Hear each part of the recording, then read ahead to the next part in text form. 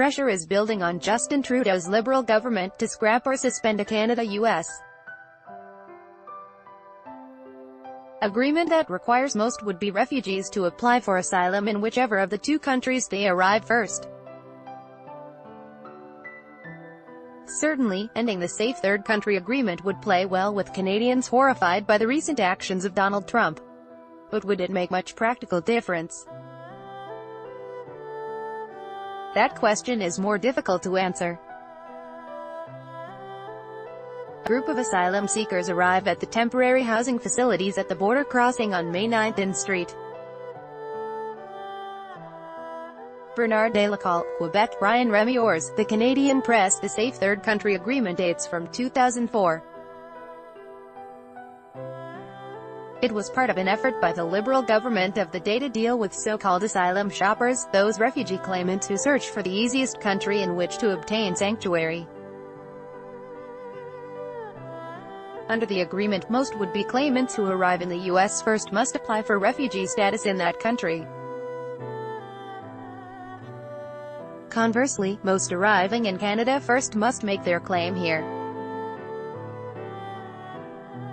On the Canadian side of the deal, there are exceptions for unaccompanied minors, those with relatives already in the country, those who already possess documents, such as student visas, and in some cases those who face the death penalty. Article continued. Below Canada, which has a more generous refugee policy, pressed hardest for the agreement. The Americans signed on only as part of a broader effort to improve border security in the wake of 9/11. They wouldn't much care if it were killed. From the beginning, the agreement has always been controversial. It is predicated on the idea that the U.S. and Canada treat refugee claimants in roughly the same manner. Refugee policy has always been more political in the U.S. In the 1980s, for instance, refugees seeking sanctuary from death squads in Central American countries like Nicaragua were routinely turned down in the U.S. in large part because Washington funded these death squads. Organizations like the Canadian Council for Refugees opposed the agreement from the beginning. Some mounted a court challenge in 2005. That challenge ultimately failed after the Federal Court of Appeal ruled the law valid in 2008. Trump's decision to separate parents and children illegally entering the U.S. brought the safe third-party agreement back to center stage. The U.S. president has since reversed himself. He will no longer separate families of illegal migrants. Instead, he wants to put parents and kids all in jail together.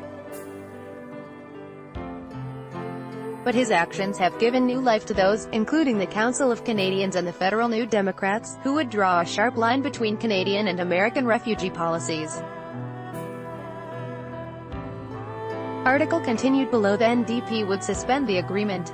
Yet, suspending or even scrapping this agreement may not make much difference. In part, that's because the law already contains a glaring loophole.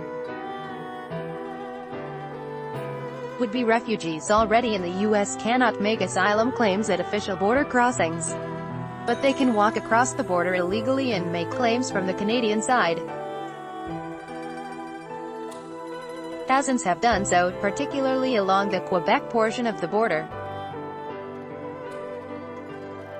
They are not prevented from doing so by police. In fact, the police help them.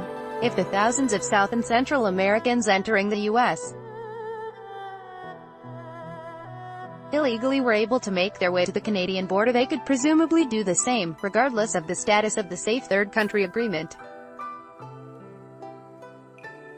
Which leads to the second point: illegal migrants from Central and South America, the ones that Trump seems most determined to detain, are not heading for Canada in large numbers. Between January and March of this year, 12,682 refugee claims from around the world were referred to the Immigration and Refugee Board of Canada.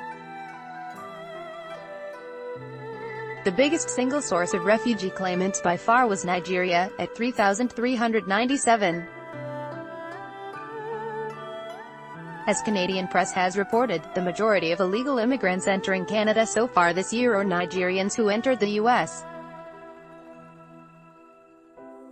as visitors and then traveled to the Quebec border.